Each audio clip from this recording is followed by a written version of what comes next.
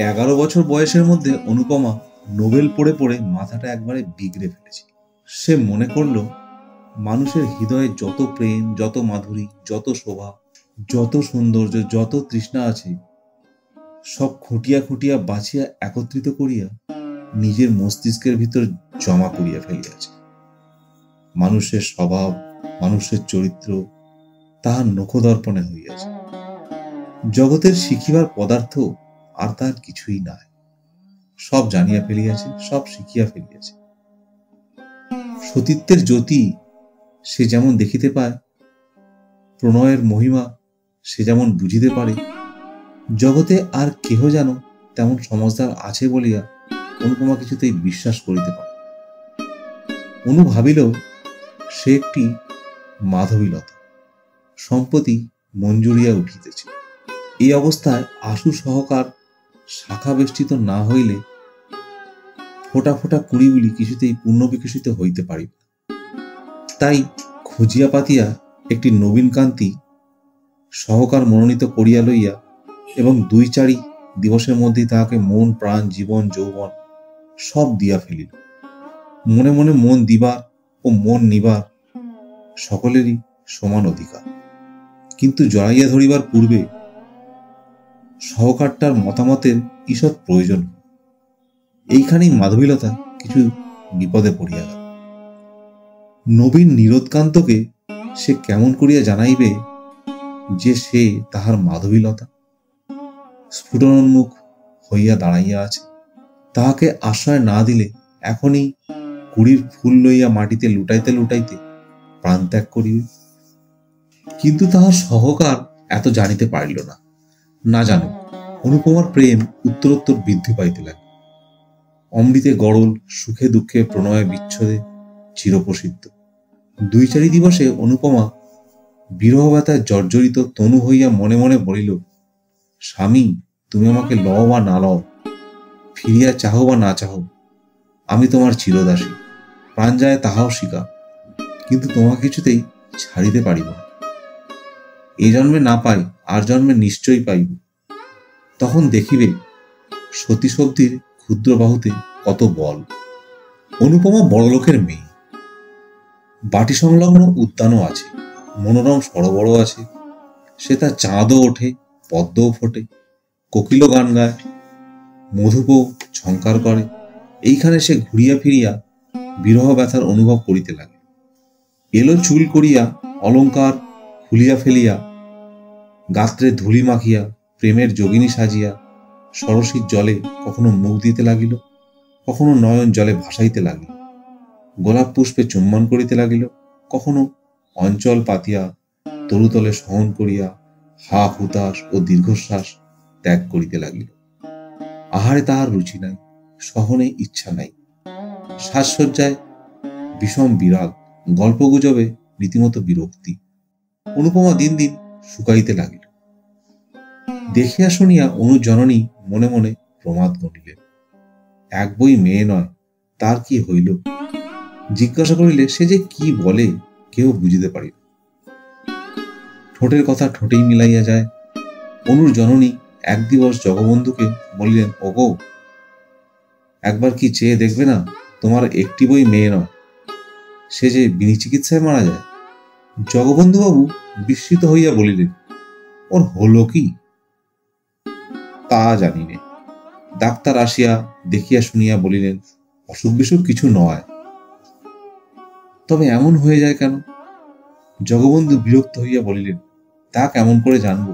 তবে মেয়ে আমার মরে যাক, এ তো বড় মুশকিলের কথা। জ্বর নেই, বালাই নেই, শুধু যদি মরে যায় তো আমি কি ধরে রাখতে পারবো? গৃহিণী শুষ্ক মুখে বধূমাতার নিকট ফিরিয়া আসিয়া বলিলেন, বৌমা, অনু আমার এমন করে বেড়ায় কেন? কেমন করে জানবো মা? তোমাদের কাছে কিছু বলে না? কিচ্ছু না।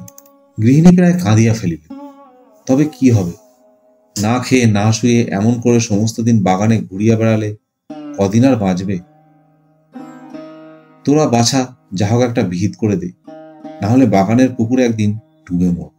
বড় বউ কিছুক্ষণ ভাবিয়া চিন্তিয়া বলিল, দেখে শুনে একটা বিয়ে দাও, সংসারের ভার পড়লে অমনি সব সরে। বেশ কথা, তবে আজই একথা আমি কর্তাকে জানাব। কর্তা একথা শুনিয়া অল্প হাসিয়া বলিলেন, কলিকাল, দাও, বিয়েই দাও, দেখো যদি ভালো হয়। পরদিন ঘটক আসিল। অনুপমা বড়লোকের মেয়ে, তাহাতে রূপবতী। পাত্রের জন্য ভাবিতে হইল। 1 সপ্তাহের মধ্যেই ঘটক ঠাকুর পাত্র স্থির করিয়া জগবন্ধুকে সংবাদ দিল। কর্তা একথা গৃহিণীকে জানাইলেন, গৃহিণী বড়বউকে জানাইলেন। ক্রমে অনুপমাও শুনিল। 2-1 দিন পরে একদিন দ্বিপ্রহরের সময় সকলে মিলিয়া অনুপমার বিবাহের গল্প করিতেছিল। এমন সময় সে এলো চুলে আলুথালু বসনে একটা শুষ্ক গোলাপ ফুল হাতে করিয়া আসিয়া দাঁড়াইল। অনুর জননী কন্যাকে দেখিয়া ঈষৎ হাসিয়া বলিলেন, মা যেন আমার যোগিনী সেজেছে। বড় বউ ঠাকুরনও একটু হাসিয়া বলিলেন, বিয়ে হলে সব কোথায় চলে যাবে, 2-1টা ছেলে হলে তার কথাই না। অনুপমা চিত্তার পিতার ন্যায় সকল কথা শুনিতে লাগিল। বউ আবার বলিল, মা, ঠাকুরজির বিয়ের দিন কবে ঠিক হলো? দিন এখনো কিছু ঠিক হয়নি। ঠাকুর জামাই কি পড়েন? এইবার বিয়ে দেবেন। তবে তো বেশ ভালো বল। তারপর একটু হাসিয়া ঠাট্টা করিয়া বলিল, দেখতে কিন্তু ভালো না হলে ঠাকুরজির আমার পছন্দ হবে না। কেন পছন্দ হবে না? জামাই আমার বেশ দেখতে। এইবার অনুপমা একটু গ্রীবা বক্র করিয়া ঈষৎ হাসিয়া হেলিয়া পদনখ দিয়া মৃত্তিকা খনন করিবার মতো করিয়া খুঁড়িতে খুঁড়িতে বলিল, আমি বিবাহ করিব না। জননী ভালো শুনিতে না পাইয়া জিজ্ঞাসা করিলেন, কি মা? বড় বউ অনুপমার কথা শুনিতে পাইয়াছে। সে খুব জোরে হাসিয়া উঠিয়া বলিল, ঠাকুরজি বলছে ও কখনো বিয়ে করবে না। বিয়ে করবে না? না, না করুক গে। অনুর জননী মুখ টিপিয়া একটু হাসিয়া চলিয়া গেল। গৃহিণী চলিয়া যাইলে বড়বধূ বলিল, তুই বিয়ে করবি না? অনুপমা পূর্বমত গম্ভীর মুখে বলিল, কিছুতেই না। কেন? যাকে তাকে গছিয়ে দেওয়ার নামই বিয়ে নয়। মনের মিল না হলে বিয়ে করাই ভুল। বড় বউ বিস্মিত হইয়া অনুপমার মুখপানে চাহিয়া রহিল। বলিল, গছিয়া দেওয়া আবার কি ল?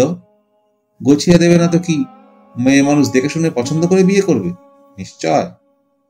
তবে তোর মতে আমার বিয়েটাও ভুল হয়ে গেছে। বিয়ের আগে তো তোর দাদার নাম পর্যন্ত আমি শুনিনি।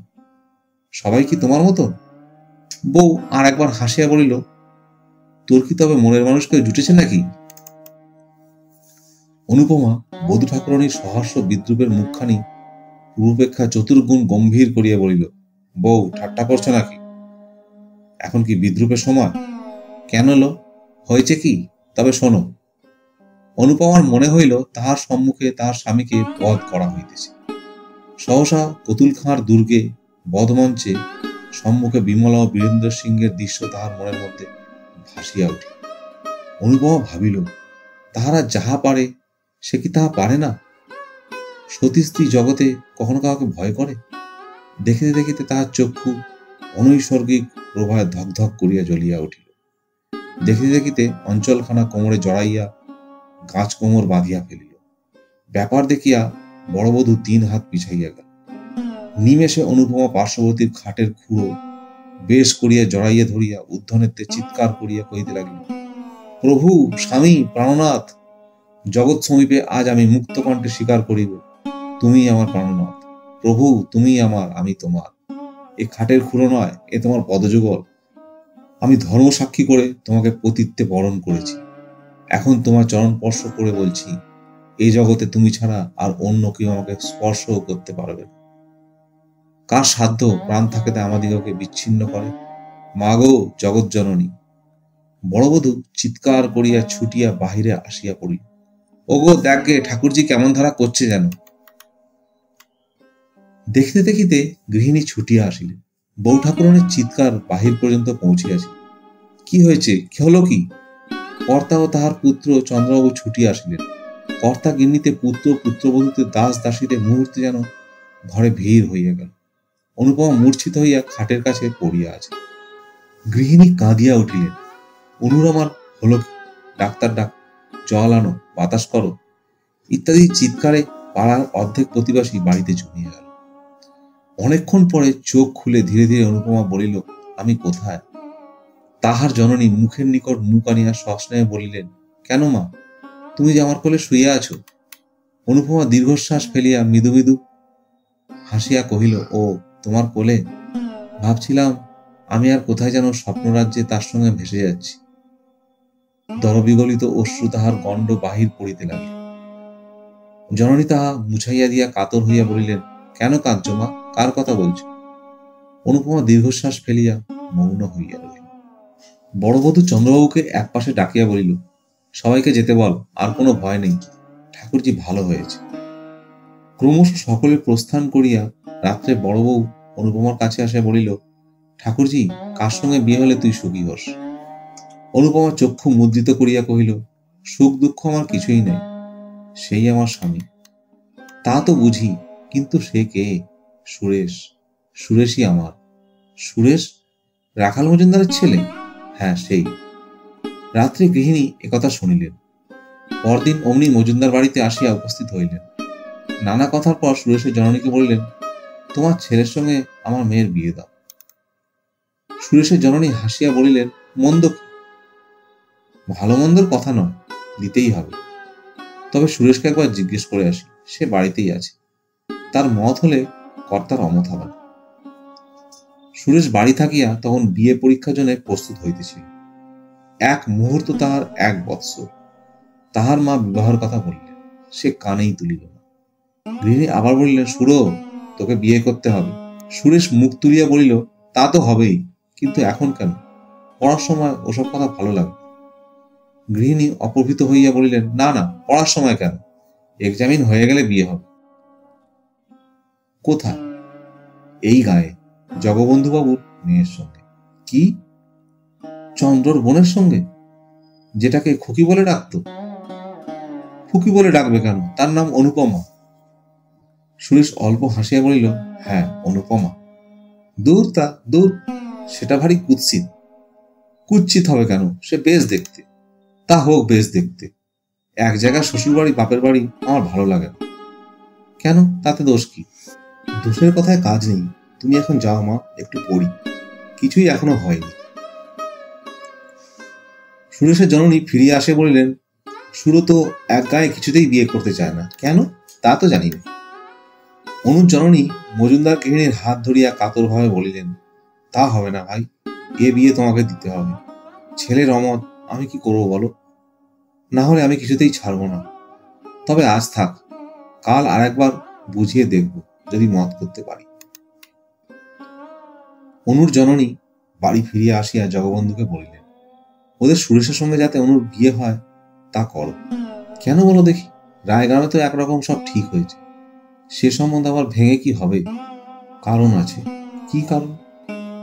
কারণ কিছু নয়, কিন্তু সুরেশের মতো অমন রূপে গুণে ছেলে কি আর পাওয়া যাবে?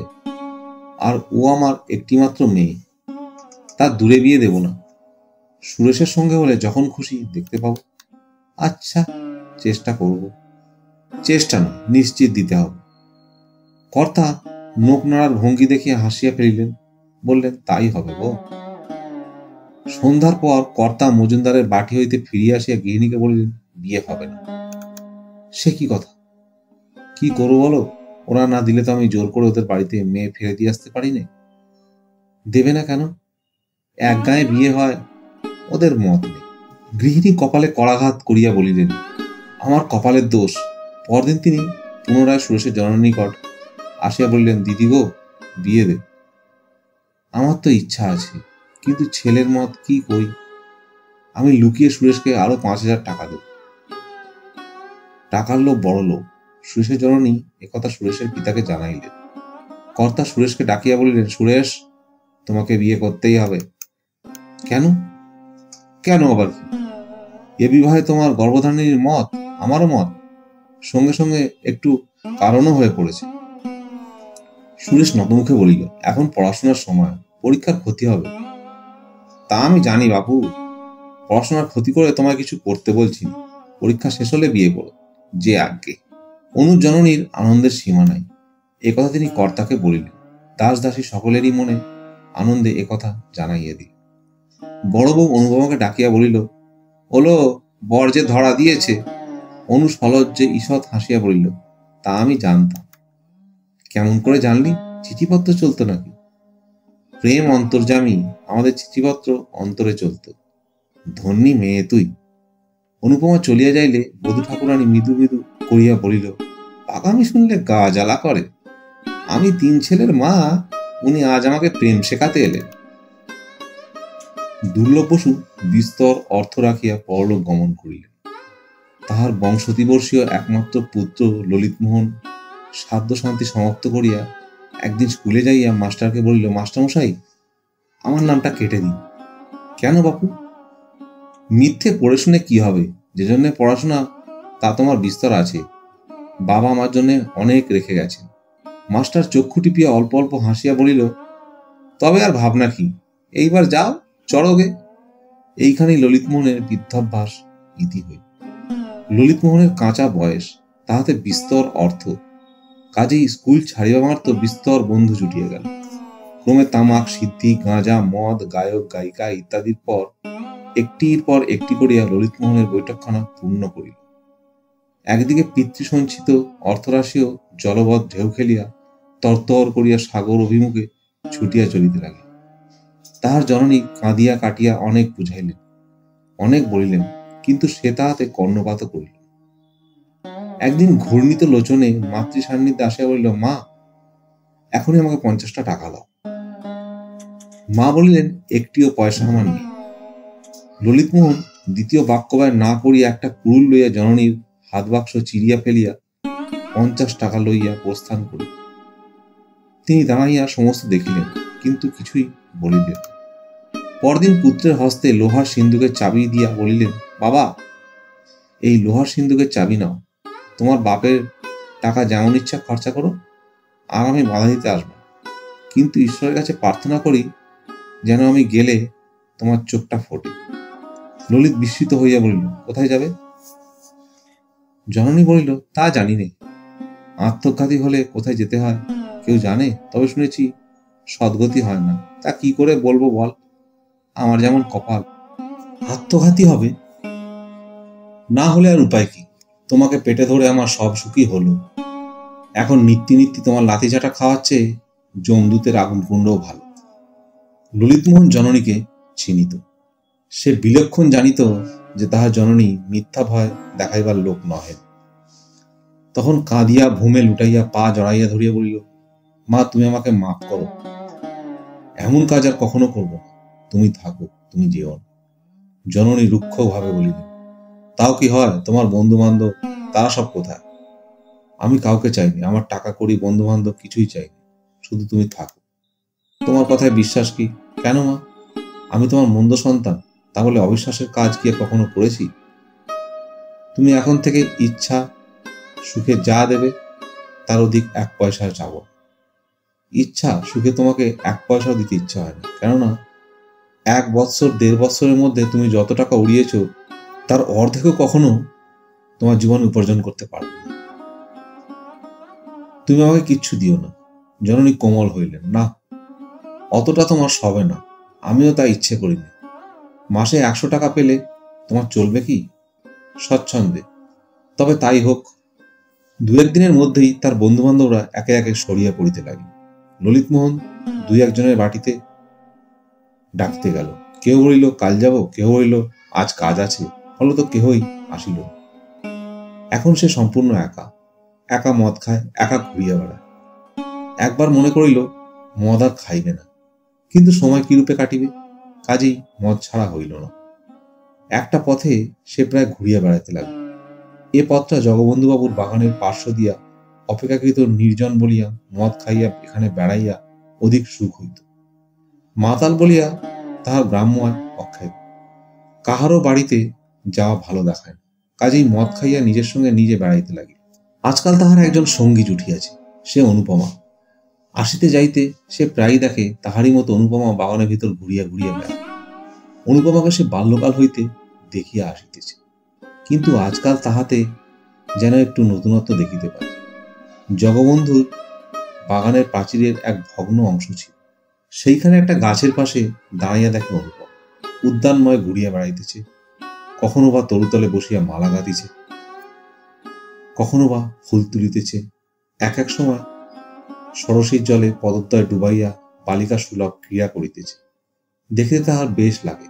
ইতস্তত বিক্ষিপ্ত চুলগুলি, অযত্ন রক্ষিত দেহতল, আলুথালু বসন ভূষণ ও সকলের উপর মুখখানি তাহার মদের চোখে একটি পদ্মফুলের মতো বোধ হইল। মাঝে মাঝে তাহার মনে হয় জগতে সে অনুপমাকে সর্বাপেক্ষা অধিক ভালোবাসে। রাত্রি হইলে বাড়িতে গিয়া শয়ন করে। যতক্ষণ নিদ্রা না হয় ততক্ষণ অনুপমার মুখখানেই তাহার মনে পড়ে। স্বপ্নেও কখনো কখনো তাহার অনিন্দ সুন্দর বদনমণ্ডল হৃদয়ে জাগিয়া ওঠে। এমন করিয়া কতদিন যায়। জগবন্ধুর উদ্যানের সেই ভগ্ন অংশটিতে বৈকাল হইতে বসিয়া থাকা আজকাল তাহার নিত্যকর্ম হইয়া দাঁড়িয়েছে। সে বালক নহে, অল্পদিনই বুঝতে পারিল যে অনুপমাকে বাস্তবে কি সে অতিশয় অধিক রকম ভালোবাসিয়া ফেলিয়াছে। কিন্তু এরূপ ভালোবাসায় লাভ নেই। সে জানিত সে মাতাল, সে অপদার্থ মূর্খ, সে সকলের ঘৃণিত জীব। অনুপমার কিছুতেই যোগ্যপাত্র নহে। শত চেষ্টাতেও তাহাকে পাওয়া সম্ভব নয়। তবে আর এমন করিয়া মন খারাপ করিয়া লাভ কি? কাল হইতে আর আসিবে, কিন্তু থাকিতে পারিত না। সূর্য অস্তগত হইলে সে মদটুকু খাইয়া সেই ভাঙা পাঁচিলটির উপর আসিয়া বসিত। তবে ভিতরে একটা কথা আছে, কাহাকে ভালোবাসিলে মনে হয় সেও বুঝি আমাকে ভালোবাসে। আমাকে কেন বাসিবে না? অবশ্য এ কথা প্রতিপন্ন করা যায় না। একদিন ললিতমোহন প্রাচীরে উঠিয়াছে এমন সময় চন্দ্রবাবুর চোখে পড়িল। চন্দ্রবাবু দারোয়ানকে হাঁকিয়া বলিলেন, পাকড়ো পাকড়ো। দারোয়ান প্রথমে বুঝিতে পারিল না কাহাকে ধরিতে হইবে। পরে যখন বুঝিল, ললিতবাবুকে তখন সেলাম করিয়া 3 হাত পিছাইয়া দাঁড়াইল। চন্দ্রবাবু পুনরায় চিৎকার করিয়া বলিলেন, পাকড়ো পাকড়ো, থানে মে দেও। দারোয়ান আধা বাংলা আধা হিন্দিতে বলল, হামি নেহু পারেগা বাবু। ললিতমোহন ততক্ষণে ধীরে ধীরে প্রাচীরটা টপকাইয়া প্রস্থান করিলেন। সে চলিয়া যাইলে চন্দ্রবাবু কহিলেন, কাহে নেহি পাকড়া? দারোয়ান চুপ করিয়া রহিল। একজন মালি ললিতকে বিলক্ষণ চিনিত। সে বলিল, ও বেটা ভোজপুরির সাধ্য কি ললিতবাবুকে ধরে? ওর মতো 4টে দারোয়ানের মাথা ও এক ঘুষিতে ভেঙে দেয়। দারোয়ানও তাহা স্বীকার করিল, বলিল, বাবু নকরি করনে আয়া হ্যায়, জান দেনে নেহি আয়া। চন্দ্রবাবু কিন্তু ছাড়িবার পাত্র নয়। তিনি ললিতের উপর পূর্ব হইতেই বিলক্ষণ চড়া ছিল। এখন সময় পাইয়া সাক্ষী জুটাইয়া অনধিকার প্রবেশে এবং আরো কত কি অপরাধে আদালতে নালিশ করিল। জগবন্ধুবাবু ও তাহার স্ত্রী উভয় এই মকদ্দমা করিতে নিষেধ করিল, কিন্তু চন্দ্রনাথ কিছুতেই শুনিলেন না। বিশেষ মর্মপীড়িতা অনুপমা জিদ করিয়া বলিল যে পাপীকে শাস্তি না দিলে তাহার মন কিছুতেই সুস্থির হইবে না। ইন্সপেক্টর বাড়িতে আসিয়া অনুপমার এজাহার লইল। অনুপমা সমস্তই ঠিক ঠিক বলিল। শেষে এমন দাঁড়াইল যে ললিতের জননী বিস্তার অর্থ ব্যয় করিয়া পুত্রকে কিছুতেই বাঁচাইতে পারিলেন না। 3 বছর ললিতমোহনের সশ্রম কারাবাসের আদেশ হইল। বিয়ে পরীক্ষার ফল বাহির হইয়াছে। সুরেশচন্দ্র মজুমদার একেবারে প্রথম হইয়াছে। গ্রামময় সুখ্যাতির একটা রই রই শব্দ পড়িয়া গিয়েছে। অনুপমা জননীর আনন্দের সীমা নেই। আনন্দে সুরেশের জননীকে গিয়া বলিলেন, নিজের কথা নিজে বলতে নেই, কিন্তু দেখো দেখি আমার মেয়ের পয়। সুরেশের মা সহাস্যে বললেন, তা তো দেখছি। একবার বিয়ে হোক, তারপর দেখিস তোর ছেলে রাজা হবে। অনু যখন জন্মায় তখন একজন গণৎকার এসে গুণে বলেছিলেন যে ওই মেয়ে রানী হবে। অত সুখে কেউ কখনো থাকেনি, থাকবে না যত সুখ তোমার মেয়ের হবে। কে বলেছিল? একজন সন্ন্যাসী। কিন্তু তুমি তোমার জামাইকে একখানা বাড়ি কিনে দিও।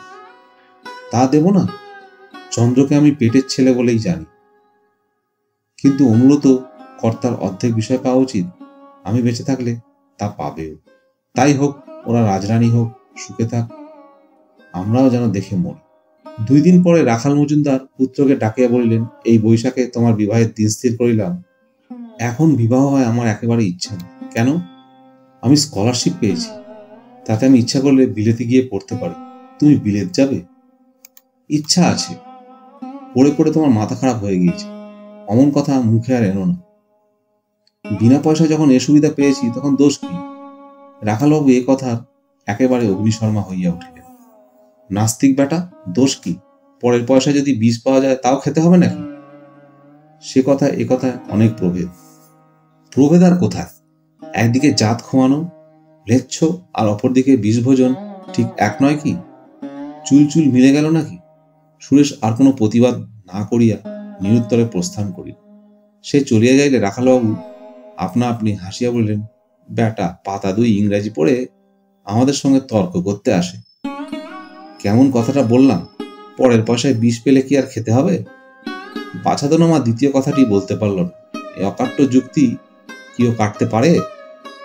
বিবাহের সমস্ত পাকা রকম স্থির হইয়া যাইলে বড়বধূ একদিন অনুপমাকে বলিলেন, কি লো, বরের সুখ্যাতি যে গামে ধরে না? অনুপমা মৃদু মৃদু হাসিয়া বলিল, যার সতীসদ্ধি স্ত্রী জগতে তার সকল সুখের পথই উন্মুক্ত থাকে। তবু তো এখনো বিয়ে হয়নি লো। বিবাহ আমাদের অনেকদিন হয়েছে, জগৎ জানে যে বটে, কিন্তু অন্তরে অন্তরে বিবাহ আমাদের অনেকদিন আগেই হয়ে গেছে। জগৎ জানে না বটে, কিন্তু অন্তরে অন্তরে বহুদিন আমাদের পূর্ণমিলন হয়ে গিয়েছে। বড়বধূ অল্প হাসিল, ওষ্ঠ ঈষৎ কুঞ্চিত করিয়া একটু থামিয়া বলিলেন, এ কথা আর কোথাও বলিস নে যেন। আমরা বুড়ো মাগি, আমাদের বলা তো দূরে থাক, এমন ধরা শুনলেও লজ্জা করে। সব কথায় তুই যেন থিয়েটারের অ্যাক্টও করতে থাকিস। এমন করে লোকে তোকে পাগল বলবে যে। আজ 5ই বৈশাখ। অনুপমার বিবাহ উৎসবের আজ গ্রামটা তোলপাড় হইতেছে। জগবন্ধুবাবুর বাড়িতে আজ ভিড় আর ধরে না। কত লোক যাইতেছে, কত লোক হাঁকাহাঁকি করিতেছে, কত খাওয়ান দাওয়ান, ঘটা, কত বাজনা, বাদ্যের ধুম। যত সন্ধ্যা হইয়া আসিতে লাগিল, ধুমধাম ততই বাড়িতে লাগিল। সন্ধ্যা লগ্নেই বিবাহ, এখনই বর আসিবে। সকলেই উৎসাহে আগ্রহে উন্মুখ হইয়া আছে। কিন্তু বর কোথায়? রাখালবাবুর বাড়িতে সন্ধ্যার প্রাক্কালই কলরব বাঁধিয়া উঠিয়েছে। সুরেশ গেল কোথায়? এখানে খোঁজে, ওখানে খোঁজে, এদিকে দেখে, ওদিকে দেখ, কিন্তু কোথাও কেহই সুরেশকে খুঁজিয়া বাড়ি করিতে পারিল না। কুসংবাদ পৌঁছিতে বিলম্ব হল। বজ্রাগ্নির মতো এ কথা জগবন্ধুর বাড়িতে আসিয়া পড়িল। বাড়িশুদ্ধ লোক সকলেই মাথায় হাত দিয়া বসিয়া পড়িল। সে কি কথা? 8টার সময় বিবাহের লগ্ন, কিন্তু 9টা বাজিতে চলিল। কোথাও বরের সন্ধান আর পাওয়া যাইতেছে না। জগবন্ধুবাবু মাথায় চাপড়াইয়া চাপড়াইয়া ছুটিয়া বেড়াইতে লাগিল। গৃহিণী কাঁদিয়া আসিয়া তার নিকটে পড়িলেন, বলিলেন, কি হবে গো? কর্তার তখন অর্ধক্ষিপ্ত অবস্থা। তিনি চিৎকার করিয়া বলিয়া উঠিলেন, হবে আমার সাধ্য, আর কি হবে? এই হতভাগা মেয়ের জন্য বৃদ্ধ বয়সে আমার মান গেল, যশ গেল, জাতি গেল। এখন এক ঘরে হয়ে থাকতে হবে। কেন মরতে? বুড়ো বয়সে তোমাকে আমি বিয়ে করেছিলাম, তোমারই জন্য আজ আমার এই অপমান। শাস্ত্রেই আছে, স্ত্রী বুদ্ধি প্রলয়ঙ্কারী। তোমার কথা শুনে আমি নিজের পায়ে নিজে কুড়ুল মেরেছি। যাও, তোমার মেয়ে নিয়ে আমার সামনে থেকে দূর হয়ে। গৃহিণীর দুঃখের কথা বলিয়ে কাজ নেই।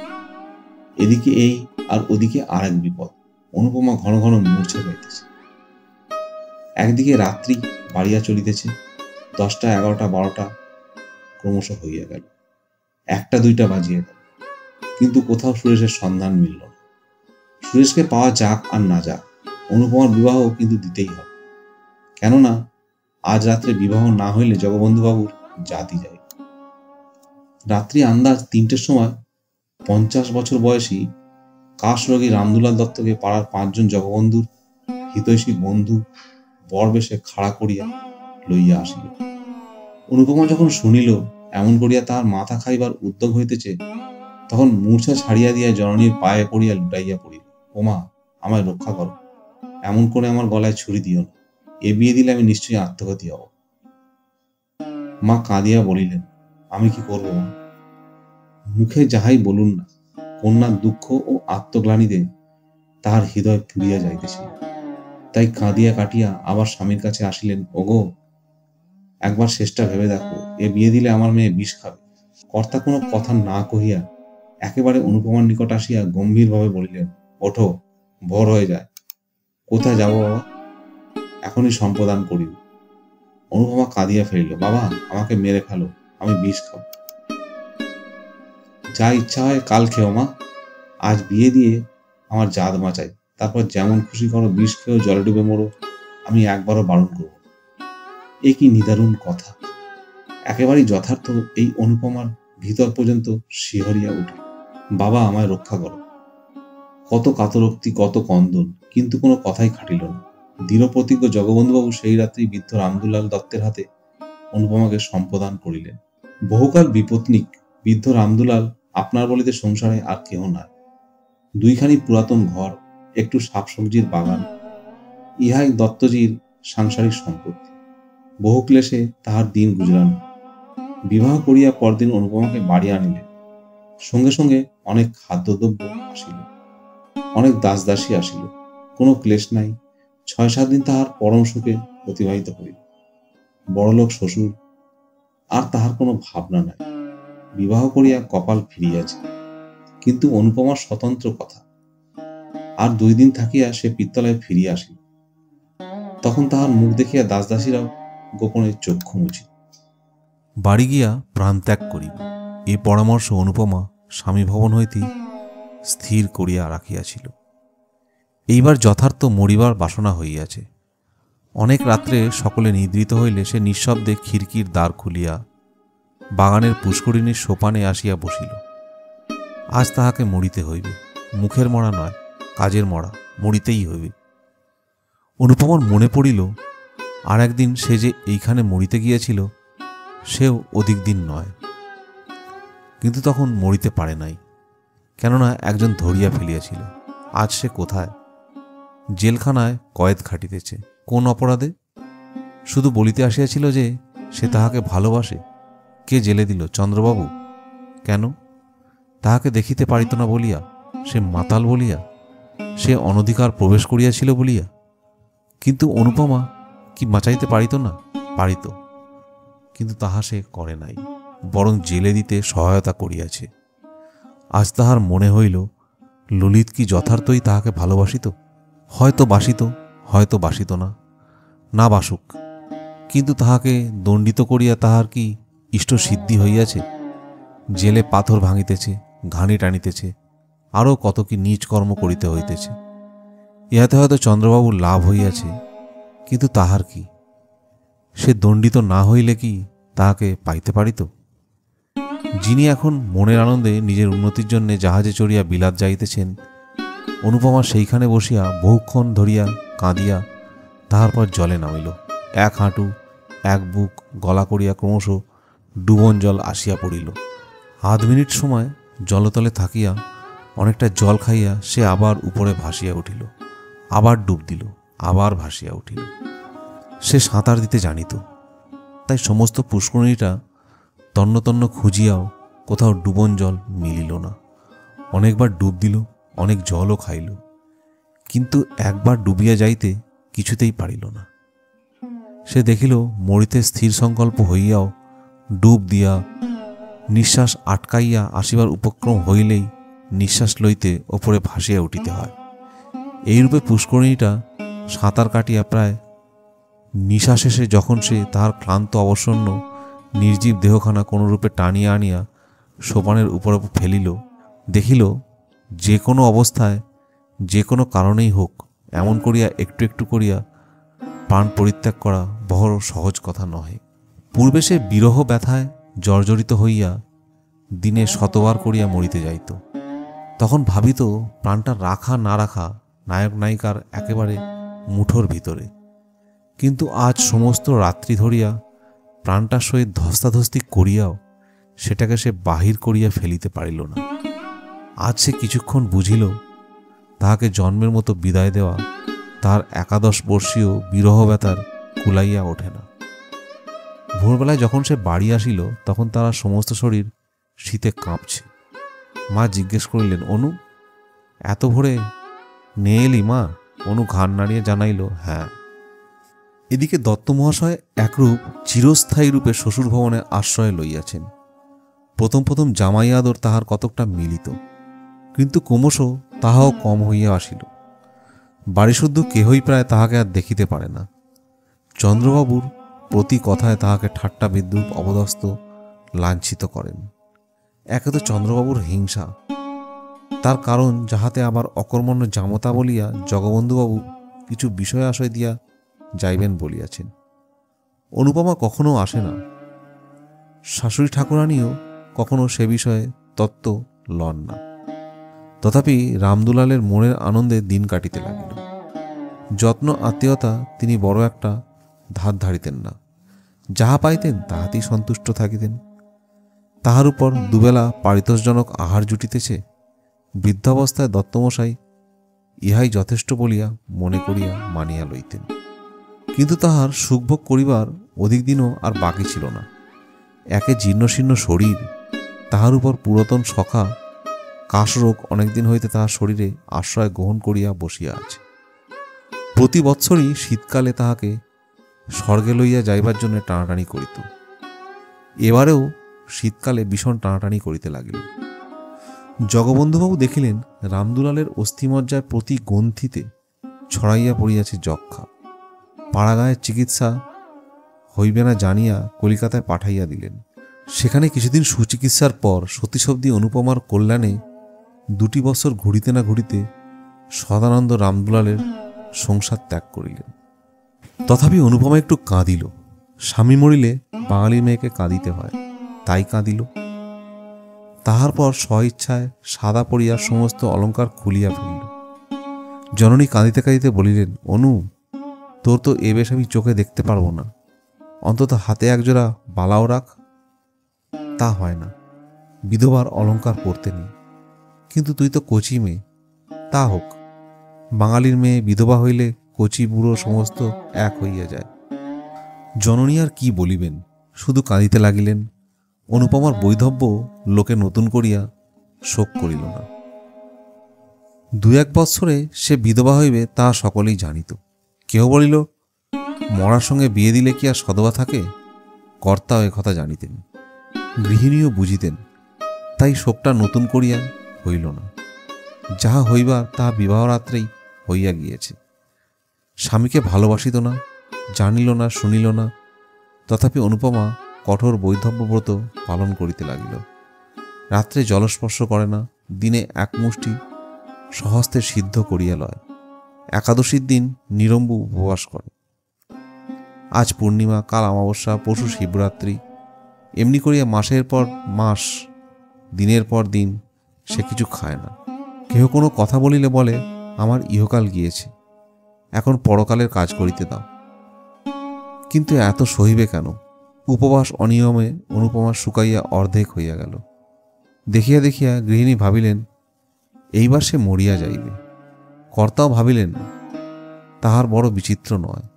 তাই একদিন স্ত্রীকে ডাকিয়া বলিলেন, অনুর আবার একটা বিয়ে দিই। গৃহিণী বিস্মিত হইয়া জিজ্ঞেস করিলেন, তাহা কি হয়? ধর্ম যাবে যে? অনেক ভেবে দেখলুম, 2 বার বিবাহ দিলেই ধর্ম যায় না। বিবাহের সঙ্গে ধর্মের সঙ্গে এ বিষয়ে কোনো সম্বন্ধ নেই, বরং নিজের কন্যাকে এমন করে খুন করিলেই ধর্মহানির সম্ভাবনা। তবে দাও। অনুপমা একথা শুনিয়া ঘাড় নাড়িয়া দৃঢ়স্বরে বলিল, তা হয় না। কর্তা তখন নিজে ডাকিয়া বলিলেন, খুব হয় মা, তাহলে আমার ইহকাল পরকাল 2 কালই গেল। কিছুই যায় নাই, কিছুই যাবে না, বরং না হইলে যাবার সম্ভাবনা।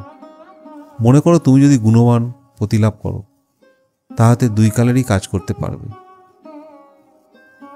একা কি হয় না?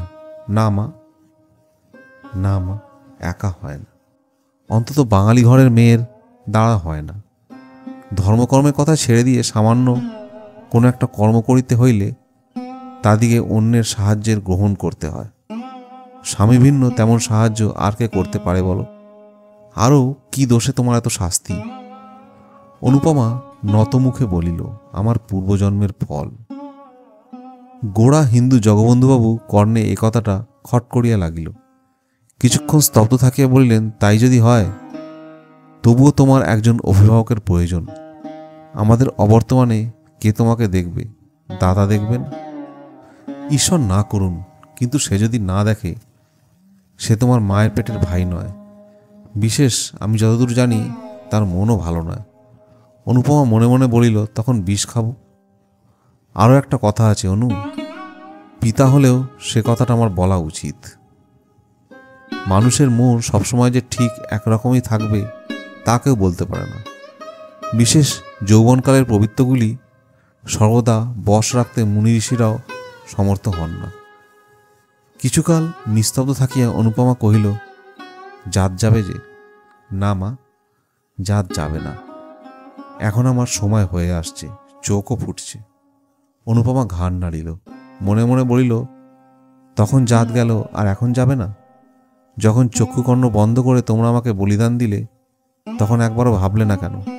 আজ আমারও চক্ষু ফুটেছে, আমিও ভালোরূপ প্রতিশোধ দেব।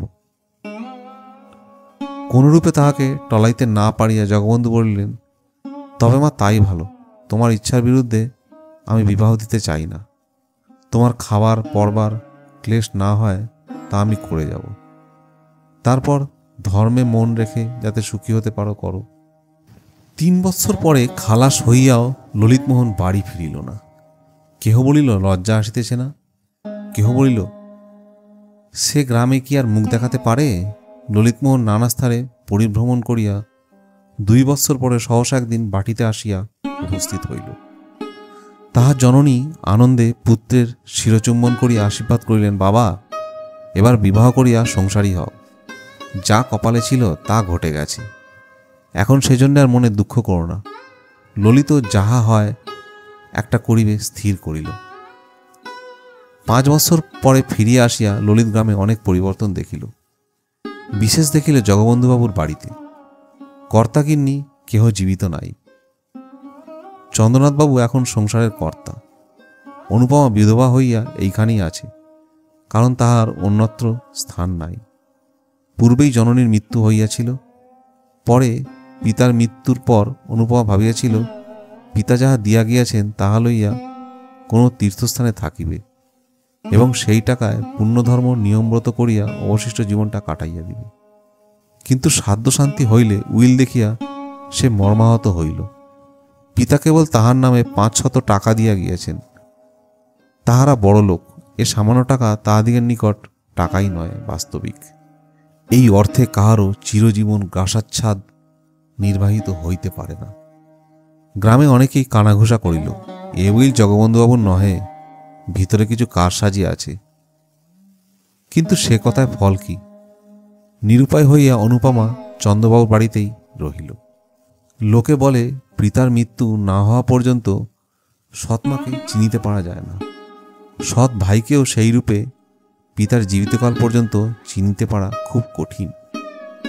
এতদিন পরে অনুপমা জানিতে পারিল তাহার দাদা চন্দ্রনাথবাবু কি চরিত্রের মানুষ। যত প্রকার অধম শ্রেণীর মানুষ দেখিতে পাওয়া যায়, চন্দ্রনাথবাবু তাহাদের সর্বনিকৃষ্ট। হৃদয়ে এক তিল দয়া নেই, মায়া নেই, চক্ষে এক বিন্দু চামড়া পর্যন্ত নেই। অনুপমার এই নিরাশ্রয় অবস্থার জন্যে তিনি তাহার সহিত যেরূপ ব্যবহার করিতে লাগিলেন তাহা বলিয়া শেষ করা যায় না। প্রতি কথায় এমনকি উঠিতে বসিতে তিরস্কার, লাঞ্ছিত, অপমানিত করিতেন। অনেকদিন হইতে তিনি অনুপমাকে দেখিতে পারেন না, কিন্তু আজকাল তা অধিক না দেখিতে পারিবার কারণ তিনি ভালোই জানেন। বড়বধূ পূর্বে তাহাকে ভালোবাসিতেন, কিন্তু এখন তিনিও দেখিতে পারেন না। যখন অনু বড়লোকের মেয়ে ছিল, যখন তাহার বাপ মা বাঁচিয়া ছিল, যখন তাহার কথায় 5 জন ছুটিয়া আসিত, তখন তিনিও ভালোবাসিতেন। এখন সে দুঃখিনী, আপনার বলিতে কেহ নাই, টাকা কড়ি নাই, পরের অন্ন না খাইলে দিন কাটে না। তাহাকে কে এখন ভালোবাসিবে, কে এখন যত্ন করিবে? বড়বধূর 3-4টি ছেলে মেয়ের ভার অনুর উপর। তাহাদিগকে খাওয়াইতে হয়, স্নান করাইতে হয়, পড়াইতে হয়, কাছে করিয়া শুইতে হয়। তথাপি কোনো বিষয়ে একটু ত্রুটি হইলে অমনি বড়বধূ ঠাকুরানী রাগ করিয়া রীতিমতো 5টা কথা শুনাইয়া দেন। ইহা ভিন্ন অনুপমাকে নিত্য দুবেলা চন্দ্রবাবুর জন্যে 2-4টি ভালো তরকারি রাঁধিতে হয়। পাচক ব্রাহ্মণ তেমন প্রস্তুত করিতে পারে না, আর না হইলে চন্দ্রবাবুরও কিছু খাওয়া হয় না।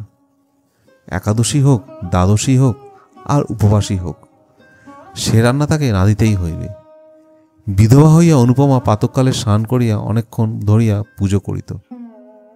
এখন তাহাকে সে সময়টুকুও দেওয়া হয় না। একটু বিলম্ব হলেই বধূ ঠাকুরানী বলিয়া ওঠেন, ঠাকুরজি, একটু হাত চালিয়ে নাও, ছেলেরা কাঁদছে, এখনো পর্যন্ত কিছু খেতে পাইনি। অনুপমা যা তা করিয়া উঠিয়া আসে, একটি কথাও সে মুখ ফুটিয়া বলিতে পারে না। একাদশী দীর্ঘ উপবাসে করিয়াও তাহাকে রাত্রে রন্ধন করিতে যাইতে হয়। তৃষ্ণায় বুক ফাটিতে থাকে, অগ্নির উত্তাপে মাথা টিপটিপ করিতে থাকে, গা ঝিমঝিম করে, তবু কেহ কথা কহে না। অবস্থার পরিবর্তনে সহ্য করিবার ক্ষমতাও হয়, কেননা জগদীশ্বর তাহা শিখাইয়া দেন। না হইলে অনুপম এতদিন মরিয়া যাইত। এ সংসারে তাহার অপেক্ষা দাসদাসীরা শ্রেষ্ঠ। জোর করিয়া তাহাদের দুটো বলিলে তাহারা দুটো জবাবের কথা বলিতে পারে। অন্তত আমার মাইনাপত্র চুকাইয়া দেন, বাড়ি যাই, এ কথাও বলিতে পারে। কিন্তু অনু তাহাও বলিতে পারে না। সে বিনামূল্যের কৃতদাসী, মারো কাটো তাহাকে এখানেই থাকিতে হইবে, আর কোথাও যাইবার জো নেই। সে বিধবা, সে বড়লোকের কন্যা। অনুপমার অবস্থা বুঝাইতে পারা যায় না, বুঝিতে হয়। বাঙালির ঘরে পরান্ন প্রত্যাশিনী বিধবাই কেবল তাহার অবস্থা বুঝিতে পারিবেন, অন্যে বুঝিতে পারবে না। আজ দ্বাদশী। সকাল সকাল স্নান করিয়া অনুপমা পূজা করিতে বসিল। তখন 15 মিনিটও হয় নাই, বড়বধূ ঘরে আসিয়া একটু বড় গলায় বলিলেন, ঠাকুরজি, তোমার কি আজ সমস্ত দিনে হবে না? এমন করে চলবে না বাপু। অনুপমা শিবের মাথায় জল দিতেছিলে, কথা কহিল না। বড়বধূ 10 মিনিট পরে পুনরায় ঘুরিয়া আসিয়া সেইখানেই চিৎকার করিতে লাগলেন, অত পুণ্যি ছলা আঁটবে না গো, অত পুণ্যি করো না। আর অত পুণ্যি ধর্মের শখ থাকতে তো বনে জঙ্গলে গিয়ে করোগে, সংসারে থেকে অত বাড়াবাড়ি সইতে পারা যায় না। তথাপি অনুপমা কথা কহিল না। বড় বউ দ্বিগুণ চেঁচাইয়া উঠিলেন, বলি কেউ খাবে দাবে না? অনুপমা হস্তস্থিত বিল্লপত্র নামাইয়া রাখিয়া বলিল, আমার অসুখ হয়েছে, আজ আমি কিছু পারবো না। পারবে না কেন? আমি ছাড়া কি লোক নেই? ঠাকুরের কি হলো? তার জ্বর হয়েছে, আর উনি ঠাকুরের রান্না খেতে পারেন? না পারেন তুমি রাঁধোগে? আমি রাঁধব? মাথার যন্ত্রণায় প্রাণ যায়। একটা কবিরাজ 24 ঘন্টা আমার পিছনে লেগে আছে, আর আমি আগুনের তাতে যাব? অনুপমা জ্বলিয়া উঠিল, বলিল, তবে সবাইকে উপোস করতে বলোগে। তাই যাই, তোমার দাদাকে এ কথাটা জানাই গে। আর তোমার অসুখ হবে কেন? এই নেয়ে ধুয়ে এলে, এখনই গিলবে কুটবে, আর বড় ভাইকে একটু রেঁধে খাওয়াতে পারো না? না পারি নে বড় বউ, আমি তোমাদের কোনো বাঁধি নই যে মুখে যা আসবে তাই বলবে। আমি এসব কথা দাদাকে জানাবো। বড় বউ মুখভঙ্গি করিয়া বলিল, তাই জানাওগে, তোমার দাদা এসে আমার মাথাটা কেটে নিয়ে যাক। অনুপমা কিছুক্ষণ স্তব্ধ হইয়া রহিল, তারপর বলিল, তা জানি, দাদা ভালো হলে আর তোমার এত সাহস হতো না। কেন, তিনি করেছেন কি? খেতে দিচ্ছেন, পড়তে দিচ্ছেন, আর কি করবেন? সত্যি সত্যিই তো আর তোমাকে তাড়িয়ে দিয়ে তোমার মাথায় করে রাখতে পারবেন না। এই জন্যে আর মিছে রাগ করলে চলবে কেন? সব বস্তুরই সীমা আছে, অনুপমারও সহিষ্ণুতার সীমা আছে। এতদিন সে যাহা বলে নাই তাহা আজ বলিয়া ফেলিল। বলিল, দাদা আমাকে খাওয়াবেন পড়াবেন কি? যে বাপের টাকায় তিনি খান, আমি সেই বাপের টাকায় খাই। বড় বউ ক্রুদ্ধ হইল, তাই যদি হতো তাহলে বাপ আর পথের কাঙাল রেখে যেত না। পথের কাঙাল তিনি করে যাননি, তোমরাই করেছ, গ্রামশুদ্ধ সবাই জানে। তিনি আমাকে নিঃসম্বল করে যায়নি। সে টাকা দাদা চুরি না করলে আজ আমাকে তোমার মুখ নাড়া খেতে হতো না। বড়বধূর মুখ প্রথমে শুকাইয়া গেল, কিন্তু পরক্ষণেই দ্বিগুণ তেজে জ্বলিয়া উঠিল। গ্রামশুদ্ধ সবাই জানে উনি চোর, তবে এ কথা তাকে জানাবো, জানিও, আর বলো যে পাপের ফল তাকে পেতেই হবে। সেই দিন এমনই গেল। অবশ্যই কথা চন্দ্রবাবু শুনিতে পাইলেন, কিন্তু কোনরূপ উচ্চবাচ্য করিলেন না। চন্দ্রবাবুর সংসারে ভোলা বলিয়া একজন ছোঁড়া মতো ভৃত্য ছিল।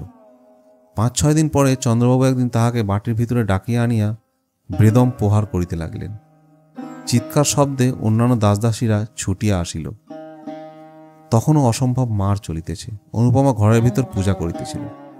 পূজা ফেলিয়া সেও ছুটিয়া আসিল। ভোলার নাকমুখ দিয়ে তখনও রক্ত ছুটিতেছিল। অনুপমা চিৎকার করিয়া উঠিল, দাদা করো কি, মরে গেল যে? চন্দ্রবাবু খিচিয়ে উঠলেন, আজ বেটাকে একেবারে মেরে ফেলব। তোকেও সঙ্গে সঙ্গে মেরে ফেলতাম, কিন্তু শুধু মেয়ে মানুষ বলে তুই বেঁচে গেলি। আমার সংসারে এত পাপ আমি বরদাস্ত করব না। বাবা তোকে 500 টাকা দিয়ে গেছেন, তাই নিয়ে তুই আজ আর বাড়ি থেকে দূর হয়ে যা। অনুপমা কিছুই বুঝিতে পারিল না, শুধু বলিল, সে কি? কিছুই নয়, আজ টাকা নাও, নিয়ে ভোলার সঙ্গে দূর হয়ে যাও, বাইরে গিয়ে যা খুশি করোগে। অনুপমা সেইখানেই মূর্ছিত হইয়া গেল। দাসদাসীরা সকলেই একথা শুনিল। কেউ মুখে কাপড় দিয়ে হাসিল, কেউ হাসি চাপিয়া ভালো মানুষের মতো সরিয়া গেল, কেউ বা ছুটিয়া অনুপমাকে তুলিতে আসিল। চন্দ্রবাবু মৃতপ্রায় ভোলার মুখে আর একটা পদাঘাত করিয়া বাহিরে চলিয়া গেলেন। আজ অনুপমার শেষ দিন। এ সংসারে সে আর থাকিবে না। জ্ঞান হইয়া অবধি সে সুখ পায় নাই। ছেলেবেলায় ভালোবাসিয়াছিল বলিয়া নিজের শান্তি নিজে ঘুচাইয়াছিল। অতিরিক্ত বাড়াবাড়ি করিয়াছিল বলিয়া বিধাতা তাকে একতিল সুখ দেন নাই। যাহাকে ভালোবাসিত মনে করিত তাহাকে পাইল না। যে ভালোবাসিতে আসিয়াছিল তাহাকে তাড়াইয়া দিল। পিতা নাই, মাতা নাই, দাঁড়াইবার স্থান নাই। স্ত্রীলোকের একমাত্র অবলম্বন সতীত্বের সুযশ, তাহাও ঈশ্বর কাড়িয়া লইতে বসিয়াছেন। তাই আর এ সংসারে থাকিবে না। বড় অভিমানের তাহার হৃদয় ফাটিয়া যাইতেছিল। নিস্তব্ধ নিদ্রিত কৌমুদী রজনীতে খিড়কির দ্বার খুলিয়া আবার বারবার 3 বার পুষ্করিণীর সেই পুরাতন সোপানে আসিয়া উপবেশন করিল। এবার অনুপমা চালাক হইয়াছে। আরবার সন্তরণ শিক্ষাটা তাহাকে মরিতে দেয় নাই, কিন্তু এবার তাহা বিফল করিবার জন্যে কাকে কলসি লইয়া আসিয়াছেন। এবার পুষ্করিণীর কোথাও ডুবন জল আছে, তাহার বাহির করিয়া লইবে। এবার নিশ্চয়ই ডুবিয়া মরিবে। মরিবার পূর্বে পৃথিবীকে বড় সুন্দর দেখায়। ঘর বাড়ি, আকাশ, মেঘ, চন্দ্র, তারা, জল, ফুল, লতা, বৃক্ষ সব সুন্দর হইয়া ওঠে। যেদিকে চাও সেদিকেই মনোরম বোধ হয়। সব যেন অঙ্গুলি তুলিয়া বলিতে থাকে, মরিও না, দেখো কত সুখে আছি। তুমিও সহ্য করিয়া থাকো, একদিন সুখী হইবে। না হয় আমাদের কাছে এসো, আমরা তোমাকে সুখী করিব। অনর্থক বিধাতা দত্ত আত্মাকে নরকে নিক্ষেপ করিও না। মরিতে আসিয়া মানুষ তাই অনেক সময় ফিরিয়া যায়। আবার যখন ফিরিয়া দেখে জগতে তাহার একতিল সুখ নেই, অসীম সংসারে দাঁড়াইবার এক বিন্দু স্থান নেই, আপনার বলিতে একজনও নাই, তখন আবার মরিতে চাহে। কিন্তু পরক্ষণেই কে যেন ভিতর হইতে বলিতে থাকে, ছি, ফিরিয়া যাও, এমন কাজ করিও না। মরিলেই কি সকল দুঃখের অবসান হইল? কেমন করিয়া জানিলে ইহা অপেক্ষা আরও গভীর দুঃখ পতিত হইবে না? মানুষ অমনি সংকুচিত হইয়া পশ্চাতে হাঁটিয়া বেড়ায়। অনুপমার কি আর এসব কথা মনে হইতেছিল না? কিন্তু অনুপমা তবুও মরিবে, কিছুতেই আর বাঁচিবে না। পিতার সকল কথা মনে হইল, মাতার কথা মনে হইল, সঙ্গে সঙ্গে আরেকজনের কথা মনে হইল। যাহার কথা মনে হইল সে ললিত। যাহারা তাকে ভালোবাসিত তাহারা সকলেই একে একে চলিয়া গিয়েছে। শুধু একজন এখনো জীবিত আছে। সে ভালোবাসিয়াছিল, ভালোবাসা পাইতে আসিয়াছিল, হৃদয়ের দেবী বলিয়া পূজা দিতে আসিয়াছিল। অনুপমা সে পূজা গ্রহণ করে নাই এবং অপমানিত করিয়া তাড়াইয়া দিয়েছিল। শুধু কি তাই, জেলে পর্যন্ত দিয়েছিল। ললিত সেখানে কত ক্লেশ পাইয়াছিল, হয়তো অনুপমাকে কত অভিসম্পাত করিয়াছিল।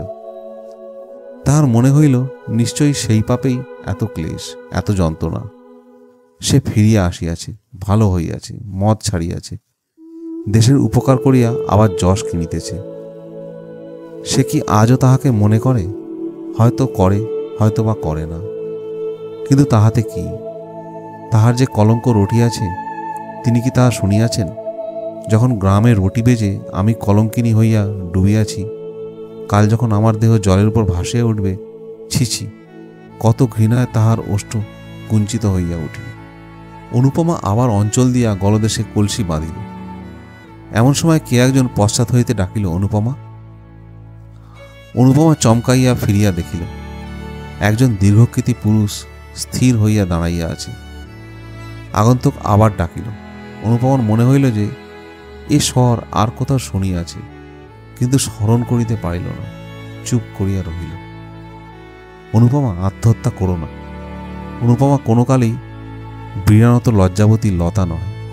সে সাহস করিয়া বলিল, আমি আত্মহত্যা করব। আপনি কি করে জানলেন? তবে গলায় কলসি বাঁধছ কেন? অনুপমা মৌন হইয়া রহিল। আগন্তুক ঈষৎ হাসিয়া বলিল, আত্মঘাতী হলে কি হয় জানো? কি? অনন্ত নরক। অনুপমা শিহরিয়া উঠিল। ধীরে ধীরে কলসি খুলিয়া রাখিয়া বলিল, এ সংসারে স্থান নাই। ভুলে গিয়েছ? আমি মনে করিয়ে দিচ্ছি। প্রায় 6 বছর পূর্বে ঠিক এইখানে একজন তোমাকে চিরজীবনের জন্য স্থান দিতে চেয়েছিল, স্মরণ হয়? অনুপমা লজ্জায় রক্তমুখী হইয়া বলিল, হয়। এ সংকল্প ত্যাগ করো। আমার কলঙ্ক রটেছে, আমার বাঁচা হয় না। মরিলেই কি কলঙ্ক যায়? যাক না যাক, আমি তা শুনতে পারব না। ভুল বুঝেছ অনুপমা, মরলে এ কলঙ্ক চিরকাল ছায়ার মতো তোমার নামের পাশে ঘুরে বেড়াবে। বেঁচে দেখো, এ মিথ্যা কলঙ্ক কখনো চিরস্থায়ী হবে না। কিন্তু কোথায় গিয়ে বেঁচে থাকব? আমার সঙ্গে চলো। অনুপমার একবার মনে হইল তাহাই করিবে। চরণে লুটাইয়া পড়িবে, বলিবে, আমাকে ক্ষমা করো। বলিবে, তোমার অনেক অর্থ, আমাকে কিছু ভিক্ষা দাও, আমি গিয়া কোথাও লুকাইয়া থাকি। পরে অনেকক্ষণ মৌন থাকিয়া ভাবিয়া চিন্তা বলিল, আমি যাব না। কথা শেষ হইতে না হইতে অনুপমা জলে ঝাঁপাইয়া পড়িল। অনুপমার জ্ঞান হইলে দেখিল সুসজ্জিত হর্মপালঙ্কের উপর সে শয়ন করিয়া আছে। পার্শ্বে ললিতমোহন। অনুপমা চক্ষু উন্মিলন করিয়া কাতরস্বরে বলিল, কেন আমাকে বাঁচালে?